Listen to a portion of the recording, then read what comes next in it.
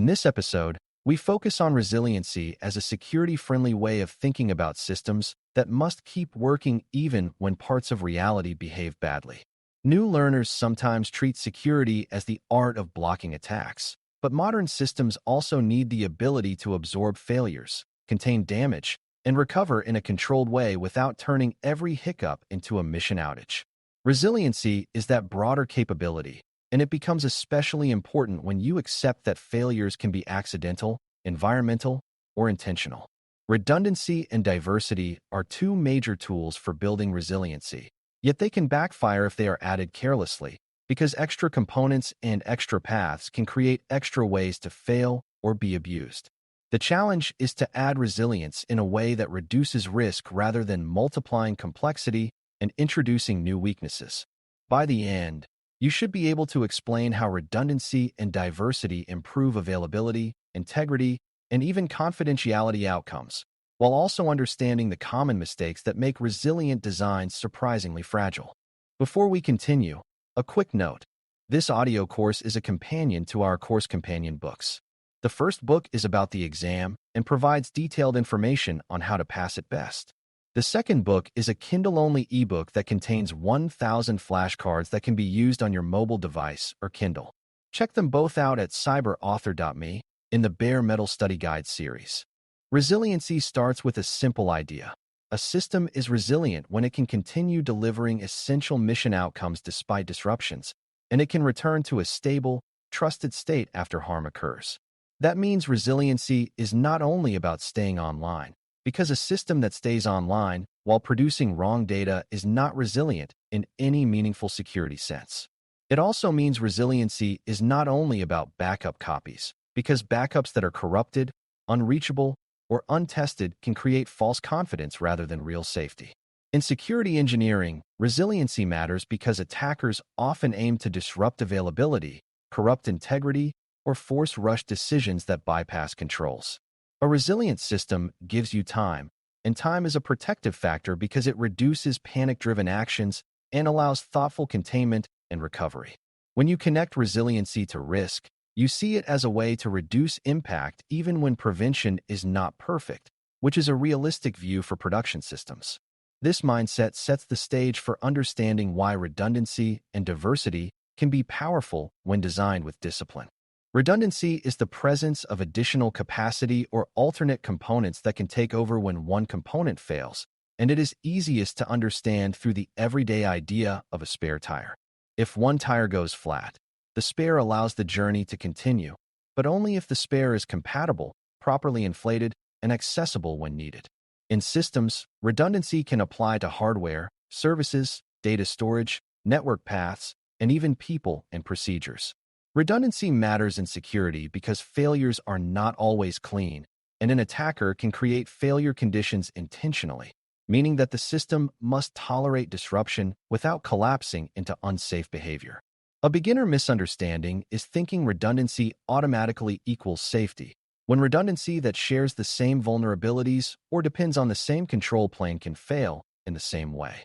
Redundancy must be designed so the backup path is genuinely independent in the ways that matter, not merely an extra copy of the same weakness. When you treat redundancy as engineered independence rather than duplication, it becomes a tool that reduces impact rather than a source of extra complexity. Diversity is a different tool, and it is often misunderstood because people assume it means using random variety for its own sake. In engineering terms, diversity means using different implementations, different configurations, or different operational pathways so that one failure mode does not take down everything at once. Diversity matters because many real failures are common mode failures, meaning they affect multiple components simultaneously because those components share the same underlying weakness or dependency. If every part of a system uses the same vulnerable library, a single exploit can compromise them all, and redundancy alone might not help if it is just more of the same. Diversity can reduce the chance that one exploit, one bug, or one misconfiguration affects every path at once, which is valuable when you are trying to contain blast radius. The beginner trap is thinking diversity guarantees security, when diversity can also create inconsistency, management burden, and gaps in monitoring if teams cannot operate the different parts competently. Diversity must be intentional and aligned to the risk drivers you fear most, or it becomes uncontrolled variety that increases operational error.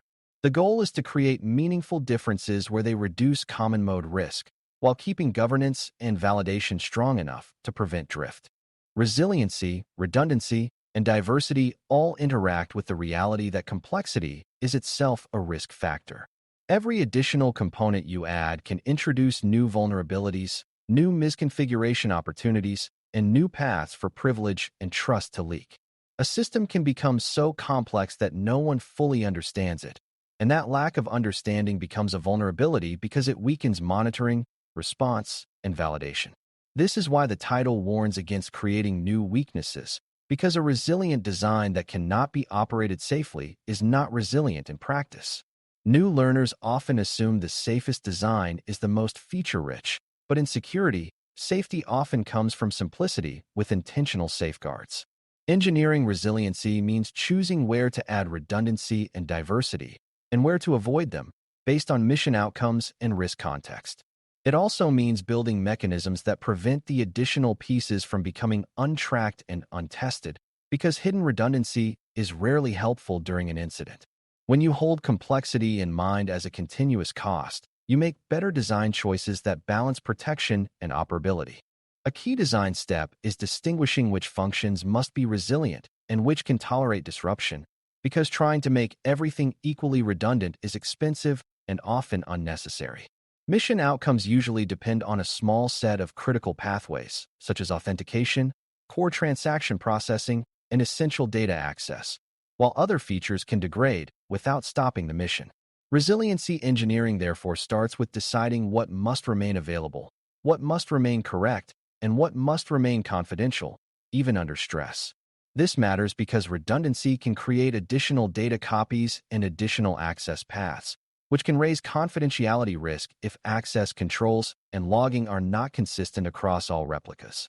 It also matters because redundancy can shift failure patterns, such as failing over quickly but losing certain security checks if the backup path is not fully equivalent.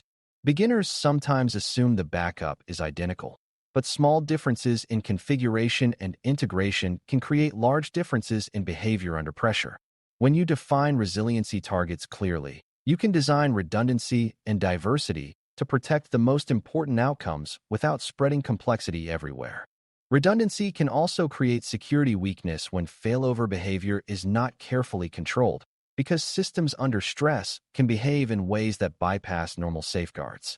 For example, a failover mode that relaxes access checks to keep the service running might preserve availability while damaging confidentiality and integrity, which can be worse than a clean outage. Similarly, redundant components may require synchronization, and synchronization mechanisms can become privileged pathways that attackers target to move laterally or to corrupt data across replicas. This is why resilient design must include careful thinking about trust relationships between redundant components, including authentication between components and the integrity of replication traffic. A beginner might think replication is just copying data, but from a risk perspective, it is a powerful channel that can spread both good data and bad data. If corruption or malicious change enters one copy, redundancy can become a distribution system for harm unless integrity checks and validation gates exist. Resiliency therefore requires not only extra components, but disciplined control over how those components coordinate, especially during degraded states. Diversity introduces its own class of risks, often through uneven security posture across the diverse elements. If one component is managed with strong patching and monitoring while another is managed casually because it is less familiar, the less familiar component can become the easiest path to compromise. Diversity can also create integration complexity, and integration complexity can lead to gaps where logs are not correlated, identities are mapped incorrectly, or authorization is inconsistent across services. A classic beginner misunderstanding is thinking that if two different systems perform the same function, the attacker must work twice as hard, but attackers often choose the weakest link, not the most common one. That means diversity must be paired with consistent standards for access control, logging, configuration baselines, and validation, or the diverse element becomes the soft underbelly. Diversity is most valuable when it breaks common mode failure without creating a governance blind spot. When you can articulate how diversity reduces a specific shared weakness and how you will maintain consistent control outcomes, you are practicing the disciplined version of diversity rather than the chaotic version. A resilient system also requires a clear view of what happens when the system cannot meet normal expectations, because that is when decisions become rushed and errors become likely. Degraded modes are not failures. They are planned states where some capabilities may be reduced to preserve the most critical outcomes. In a security-aware design, degraded modes should be explicit and controlled, not accidental and improvisational. For example, it may be acceptable to reduce certain non-essential features during an outage to preserve core transaction integrity, but it is rarely acceptable to reduce identity verification in ways that allow unauthorized actions. The beginner lesson is that resiliency involves choosing which properties are preserved first, and those choices should match mission logic and risk appetite. Degraded modes should also be observable so operators know the system is in a different state, because hidden degraded states create confusion and poor decisions. When resiliency is engineered with explicit degraded behavior, redundancy and diversity become tools for controlled continuity rather than triggers for unpredictable shortcuts. Testing and validation are where resilient designs prove they are real, because a redundancy plan that is never exercised is a story, not a capability. Validation in this context means confirming that failover works, that security controls remain enforced during failover, and that monitoring remains effective when the system is stressed. It also means confirming that diversity does not create hidden gaps, such as a backup component that fails to log key events or uses weaker authorization rules. For beginners, it helps to see that resiliency is a behavior, not a configuration, and behavior must be verified through realistic conditions. A design might look correct in diagrams yet fail in real conditions because of timing issues, inconsistent configurations, or human confusion during response. Validation also includes confirming that recovery restores trust, meaning data integrity is confirmed and access is normalized after the incident, not merely that the service is reachable again. When validation is routine and tied to decision criteria, resiliency becomes a defendable claim rather than an assumption. Resiliency engineering also depends on understanding that redundancy and diversity can shift the attack surface, sometimes enlarging it in ways that are easy to overlook. Redundant components often require management interfaces, synchronization channels, and additional credentials, and each of those can become a target. Diverse components may require different expertise, different operational tooling, and different patch workflows, increasing the chance of delayed updates and inconsistent monitoring. Beginners sometimes assume attackers focus only on the main application, but attackers frequently target management planes and supporting services because those components often have high privilege. A resilient design therefore treats the control plane and the supporting systems as part of the security boundary, not as invisible plumbing. It also treats credentials used for replication, failover, and administration as high-value assets that require strong protection and oversight. When you account for how redundancy and diversity add control plane complexity, you can design mitigations such as tighter access governance and stronger segmentation, even without diving into tool-specific implementation. This is how you prevent resiliency features from becoming new weaknesses. People and process are part of resiliency, and ignoring them is a common reason redundancy and diversity fail during real events. If only a few individuals understand the failover procedure or the behavior of the diverse component, staffing changes can turn a resilient design into a fragile one.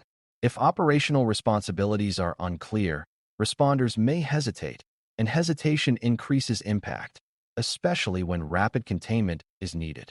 Resiliency also requires that people trust the system's signals, because during incidents, operators act based on what they believe is happening. If monitoring is noisy or inconsistent across redundant and diverse components, people may miss the real problem or take actions that worsen it.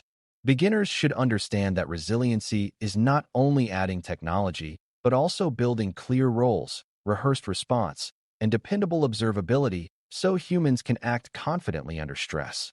When human processes are aligned with resilient design, the system becomes safer because response becomes predictable. When processes are misaligned, redundancy and diversity can create confusion and delays, turning planned resilience into operational chaos. A disciplined approach to redundancy and diversity also includes managing the life cycle, because resilient designs can drift as systems are updated and expanded. A redundant component that was initially kept in sync can slowly diverge due to configuration differences, making failover risky. A diverse component that was initially well-governed can become neglected as teams focus on the primary path, making it a soft target. Changes that add new features can create new dependencies that are not covered by the resilience plan, leaving critical pathways unprotected. This is why resiliency must be treated as a maintained property, with periodic checks that redundancy paths remain equivalent where they must be equivalent and different where they must be different. For beginners, it helps to see that resiliency is part of operational risk management because it requires posture tracking and decision documentation as the system evolves. When a system changes, you revisit whether redundancy still reduces impact and whether diversity still reduces common mode risk without creating governance gaps. This maintenance mindset is what keeps resiliency from decaying into a false sense of safety. Another subtle aspect of engineering resiliency is making sure that redundancy and diversity support each other rather than working at cross purposes. Redundancy can provide immediate continuity, while diversity can reduce the chance that one defect or exploit affects all paths, and together they can reduce both likelihood and impact. However, combining them carelessly can produce a system that is hard to monitor, hard to validate, and hard to recover cleanly. The goal is to create a coherent story where each resilient element has a purpose, a defined operating mode, and a known set of controls that remain enforced. Beginners should learn to ask why each resilient feature exists, what failure it addresses, what new complexity it introduces, and how that complexity will be governed. If you cannot answer those questions, you may be adding resilience theater rather than resilience. When you can answer them, you can defend the design as a set of intentional choices rather than a pile of extra parts. That defensibility matters because leadership will eventually ask whether the added complexity is worth it, and a clear rationale is what earns trust.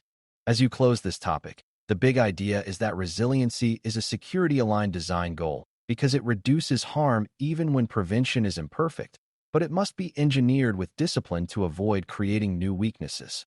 Redundancy provides alternative paths and capacity, so a single failure does not become a mission failure, while diversity reduces the chance that one shared weakness takes down every path at once. Both tools can backfire when they increase complexity, expand attack surface, or create uneven governance, which is why careful definition of critical functions, controlled degraded modes, strong validation, and clear operational ownership are essential. When resiliency is designed with observable behavior, consistent control outcomes, and maintained equivalence and difference over time, it becomes a real capability rather than a comforting story. The outcome you want is a system that can take a hit, limit the damage, and recover without losing trust in its own data and decisions. That is what it means to engineer redundancy and diversity as part of security engineering, and it is how mission outcomes remain dependable even when system reality shifts. Thanks for listening. For more audio courses, daily newsletters, and more, please visit baremetalcyber.com.